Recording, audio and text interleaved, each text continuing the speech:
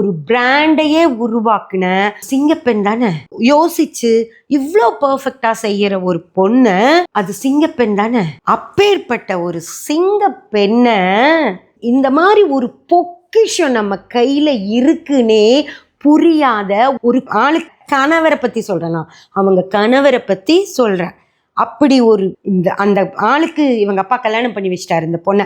இந்த பொண்ணுக்கு ஒரு சிங்கத்தை கல்யாணம் பண்ணி வச்சிருந்தாருன்னா இந்த பொண்ணு எங்கேயோ போயிருப்பா. ஏன் சொல்றேன்னா, இந்தியாவில் புடவைகளுக்கு மட்டும் 500 பிராண்ட்ஸ் இருக்கு. ஆனா யாருமே இந்த 1 minute சாரினோ ஜிப் அண்ட் கோன்னு சொல்லியோ இன்ட்ரடியூஸ் பண்ணவே இல்லை. சும்மா சீலையை தான் விற்பாங்க. சீலை காட்டி காட்டி சீலை விற்றாங்களோ தவிர இப்படி நீங்க ஒரு நிமிஷத்துல கட்டிக்கலாம், டக்குன்னு ஜிப்பை போட்டு சீலை மாதிரியே இருக்கும், கண்டுபிடிக்க கூட முடியாது. அது அந்த மாதிரி பிளவுஸோட சேர்ந்து இருக்கிற புடவைன்னு கண்டுபிடிக்கவே முடியாது. அவ்வளோ அழகா ஒரு இதை டிசைன் பண்ணி ஒரு பிராண்டையே உருவாக்குன ஒரு நாளைக்கு இந்த பிராண்டை வச்சு அந்த பொண்ணு எங்கேயோ போயிருப்பா.